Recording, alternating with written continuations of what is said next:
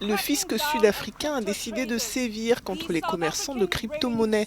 L'administration fiscale sud-africaine a appelé les commerçants à déclarer leurs gains et pertes de leurs actifs cryptographiques. Sinon, ils encourent une peine grave. Ils doivent faire très attention à la façon dont ils divulguent leurs transactions cryptographiques dans leurs déclarations de revenus. Certains peuvent ne pas avoir été inclus par erreur et avoir démontré par erreur qu'ils n'étaient pas imposables et ils devraient le corriger. D'autres l'ont peut-être inclus et déclaré comme un gain en capital plutôt qu'un gain en revenus. La différence est assez importante d'un point de vue fiscal.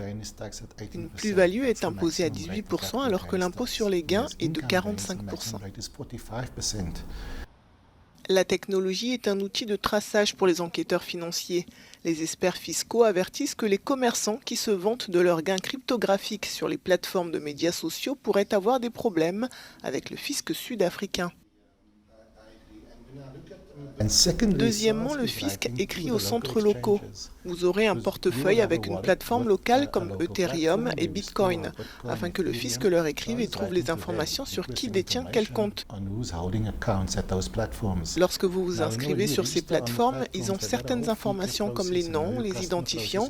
Il est donc assez facile de les retracer. La non-conformité s'avère toujours être un problème dans l'espace des actifs cryptographiques chez les Sud-Africains. Cela découle en grande partie d'une incompréhension des lois fiscales qui sont applicables au commerce de crypto-monnaies. Je pense qu'il faut mettre en place une réglementation appropriée, car à l'heure actuelle, la crypto-monnaie n'a pas cours légal en Afrique du Sud. Depuis quelques années, les régulateurs sud-africains ont décidé d'être plus regardants sur les actifs cryptographiques. Dans un effort pour obliger les commerçants de crypto-monnaies à se conformer aux lois fiscales locales, le fisc sud-africain s'est lancé dans une campagne de recrutement en mettant l'accent sur l'emploi d'auditeurs plus qualifiés.